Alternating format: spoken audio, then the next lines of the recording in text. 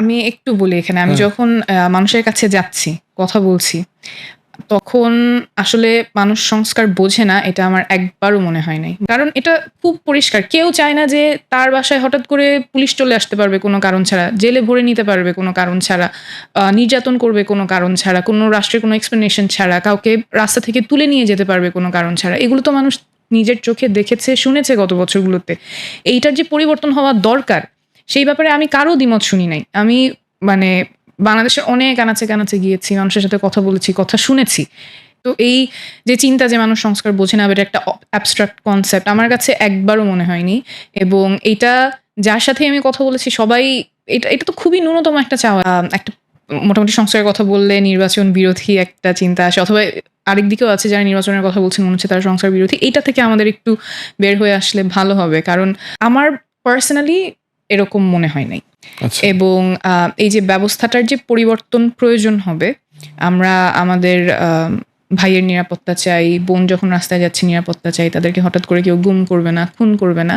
এই বিষয়ে তো কোনো দ্বিমত আসবে এটা আমরা কেন চিন্তা করি আমি বুঝতে পারি না। এবং এই বিষয়ে specially after July and August I would think যে everybody would have a consensus, এবং ওইটা যাতে না হয় সেজন্য আমরা সবাই একসাথে we would move forward and work. এটা আনফর্চুনেট, এবং আমার মনে হয় জুলাই অগাস্টে যে রোল আমাদের নারীরা প্লে করেছেন সেটার পরে মনে হচ্ছিল যে আমাদের জনজীবনে, রাজনীতিতে একটা স্পেস ওপেন আপ হয়েছে যেখানে নারীরা খুব স্বতঃস্ফূর্তভাবে তাদের ডিসিশন মেকিংয়ে রোল প্লে করতে পারবে।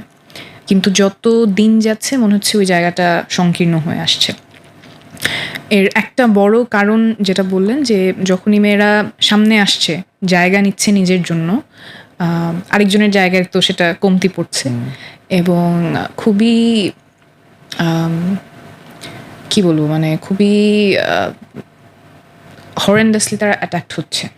স্পেশালি অনলাইন স্পেসে আমাদের দলের যারা নারী নেত্রীরা আছেন, অনেকেই আগে রাজনীতির সাথে জড়িত ছিলেন না। এই নতুন বাংলাদেশ গড়ার জন্য ওনারা দিনের বেলা কাজ করছেন, কেউ বিজ্ঞানী, কেউ ডাক্তার, তারপর সন্ধ্যার সময় তাদের এলাকায় গিয়ে মানুষের কাছে এই যে সংস্কারের কথাগুলো আমরা বলছি, নতুন আশার কথা বলছি, সেগুলো নিয়ে তারা গণসংযোগ করছেন। কিন্তু অনেকগুলো প্রতিবন্ধকতার শিকার হচ্ছেন, স্পেশালি অনলাইন স্পেসে তাদেরকে ভেরি ভেরি আনফর্চুনেট। এবং আমাদের অবশ্যই নারীদের জন্য স্পেসটা এনশোর করতে হবে। আমরা যদি এইখানে তাদেরকে একটা সেফ সাইবার স্পেস দিতে না পারি, safe space when they are going out, গণসংযোগের সময়ও যদি তারা সেফ স্পেস না পান, তাহলে তখন আমরা আর কমপ্লেন করতে পারবো না যে নারীরা হারিয়ে যাচ্ছেন। কারণ আমরা তো তাকে এসে বলতে পারি না যে আমি নিরাপত্তা দিতে পারবো না, কিন্তু তুমি আসো। সেটা তো হয় না। জুলাই অগস্টে তো তারা নিরাপদে ছিলেন। এবং সেই পরিবেশটা নিশ্চিত করা সব দল থেকেই আমার মনে হয় এই জায়গায় কনসেনসাস থাকা উচিত, এবং নিশ্চিত করাটা আমাদের দায়িত্ব। আরেকটা বড় কারণে দায়িত্ব, সেটা হচ্ছে পলিসি মেকিংয়ে, মানে রাজনীতিতে তো আমরা পলিসি মেক করবো, সেখানে যদি নারীদের ভয়েসটা না আসে তাহলে কিন্তু অনেক বড় গ্যাপ থেকে যায়। আমি একটা ছোট্ট উদাহরণ দিই। রাজবাড়িতেই আমাদের উঠান বৈঠকে আমরা কথা বলছিলাম যে কী সমস্যা। তো পুরুষেরা বেশিরভাগই বলছিলেন যে রাস্তাটা ভাঙা, তো সেজন্য যাতায়াতে সমস্যা হচ্ছে। যিনি ভ্যান চালান, ওনার ভ্যানটা ওখান থেকে উঠাইতেই সমস্যা হয়। বাট ওখানে আমি সবসময় চেষ্টা করি যাতে নারীরা একটু সামনে আসেন, কথা বলেন। ওনারা যখন কথা বলছিলেন তখন বলছিলেন যে শুধুমাত্র রাস্তা ভাঙা সেটা না, জলাবদ্ধতা থাকে, রাস্তাটা পানির নিচে চলে যায় 4-5 মাস। তো তখন দেখা যায় যে চুলাটাও পানির নিচে, একটা মেকশিফট চুলা করে 4-5 পরিবার একসাথে রান্না করতে হয়। ছোট বাচ্চারা পড়ে যায়, অ্যাক্সিডেন্ট হয়, তারপরে পানিবাহিত রোগ হয়, প্রচুর বাচ্চারা মারা যায়। সো এই প্রবলেমগুলো কিন্তু যদি আমরা যদি ওনাদের সাথে কথা না বলি তখন হয়তো তখন আমাদের পলিসি মেকিং কিন্তু একটা বড় গ্যাপ থেকে যাবে। আমাদের এইটা এনশোর করতেই হবে।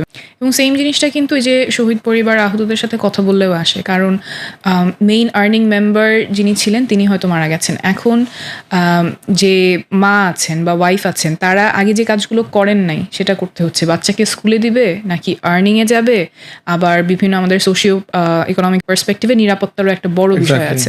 তো ওনারা কিন্তু ডিসপ্রপোর্শনেটলি সাফার করছেন, এবং এটা আমরা বারবার সরকারকেও আহ্বান জানিয়েছি যে এই পরিবারগুলোর নিরাপত্তাটা নিশ্চিত করতে হবে। সো আমাদের এই যে ডিফারেন্ট অ্যাঙ্গেলস থেকে যাতে আমরা চিন্তা করতে পারি, এবং প্রোগ্রেস আসলে আসবে না if we can't make women mainstream একদম পলিটিক্স এবং পাবলিক স্পেসে।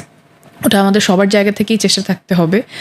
যেমন চিটাগংয়ে একটা খুব ইন্সপায়ারিং এক্সপেরিয়েন্স ছিল যে আমাদের সাধারণত তো পাবলিক স্পেসে শুধুমাত্র পুরুষরাই থাকেন, ওভারওয়েলমিংলি পুরুষরা থাকেন। কিন্তু যত দিন গিয়েছে তত আমরা নারী পার্টিসিপেশন বেশি দেখেছি। তো এটা একটা ছোট্ট সাইন, বাট আমি আশা করব যে আমরা সবাই মিলে একসাথে কাজ করলে ইটস অলওয়েজ বেটার। যদি আমি দেখতে পারি আমার মতো কেউ সামনে আছে, তখন হয়তো আশাটা সহজ হয়। এবং যখনই আমি দেখেছি যে দূরে একটা গ্রুপ অফ গার্লস দাঁড়িয়ে আছে, I try to get them আমাদের একদম মেইন স্ট্রিমে যাতে আসতে পারে। তো সেটা হতে পারে, এবং এই জন্য আমাদের পলিটিক্সেও মেয়ে থাকা ইম্পর্টেন্ট, নারীরা অ্যাক্টিভলি থাকা ইম্পর্টেন্ট। তাহলে they will feel included and they will feel যে আচ্ছা I am part of the conversation, আমি শুধুমাত্র সাইড লাইনে থাকবো সেরকম না, আমিও আমার এখানে জায়গা আছে। আমাদের যেটা চিন্তা করতে হবে যাতে আমরা জনবিচ্ছিন্ন না হয়ে যাই এবং জনগণের কাছেই বারবার যাওয়া, বারবার শোনা, আমরা এখানে এটা যাতে একটা খুব একাডেমিক এক্সারসাইজ না হয়ে যায়। মানুষ যেটা চায় সেটার প্রতিফলন যাতে হয় অনলাইন অফলাইন, এবং খুব স্বতঃস্ফূর্ত অংশগ্রহণ ছিল যে নতুন রাজনীতি তারা কেমন দেখতে চান, নতুন দলের কাছ থেকে কী প্রত্যাশা, নতুন বাংলাদেশে তারা কী চান। তো এই এক্সারসাইজগুলো আমাদের বারবার করতে থাকতে হবে। মানুষের কাছে না গেলে অনেক সময় আমরা ওই যে খুঁটিনাটি ছোট টেকনিক্যাল অ্যাসপেক্টসে আমরা যদি আটকে যাই, তখন ওই বিগার ভিশনটার জন্য হলেও মানুষের কাছে যাওয়া প্রয়োজন। এবং গত 15-16 বছরে people don't feel heard, তাদের কথাগুলো শোনা হচ্ছে না, জানা হচ্ছে না, এবং এই ক্ষোভটা কিন্তু জমতে থাকে।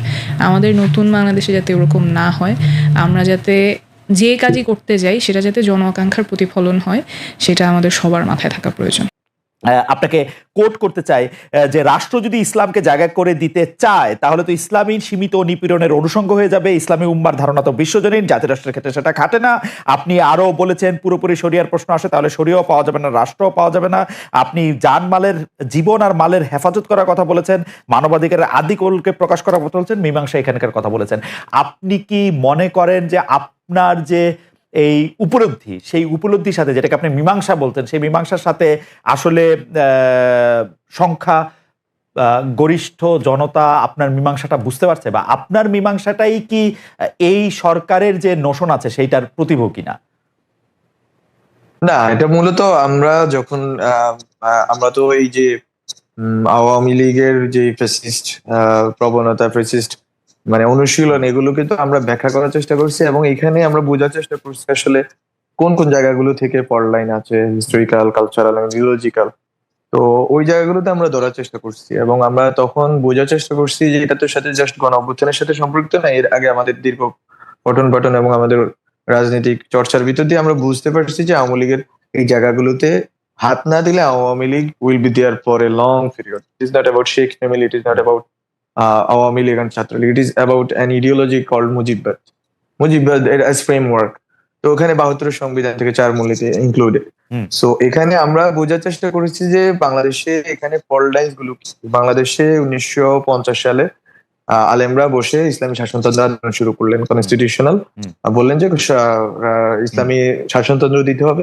9 বছর লাগছে পাকিস্তানের ইসলামী শাসনতন্ত্র ভিত্তিক ইসলামিক রিপাবলিক অফ পাকিস্তানের কনস্টিটিউশন বানাইতে। এবং সবাই জানে, পুরো দুনিয়া জানে পাকিস্তানের মতো একটা রাষ্ট্র কোথায় গিয়ে দাঁড়াইছে। এখন আমাকে বুঝতে হবে, এবং অনেকগুলো রাষ্ট্রে ইসলামী আইন, শরিয়ার প্রয়োগ আছে। এখন ওগুলো নিয়ে হচ্ছে যে পুরো দুনিয়াতে এক ধরনের প্রস্তাবনা আছে যে শরিয়ার সাথে রাষ্ট্রের সম্পর্কের জায়গা থেকে, ওইটাই আমি জাস্ট একটা রিফ্লেকশন, লং হিস্টোরিক্যাল মানে হচ্ছে যে জার্নির একটা রিফ্লেকশন আমি বাংলাদেশের সোসাইটির ক্ষেত্রে উপস্থাপন করছি।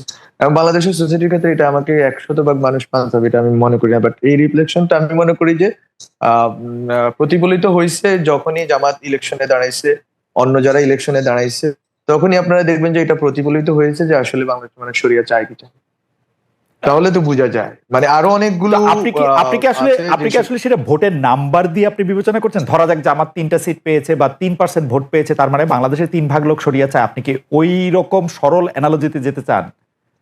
না, আমি ওইটা যাইতে চাই না, কিন্তু আমি যদি বলি যে যদি বাংলাদেশের অধিকাংশ মানুষের শরিয়া চাইতো, ইসলামী একটা রাষ্ট্র চাইতো, যে রাষ্ট্রটা ইসলামী হয়ে উঠুক বা ইসলামী শরিয়া অনুযায়ী চলুক, তাহলে তারা কোনো না কোনো উপায়ে এটাকে এক্সপ্রেস করত।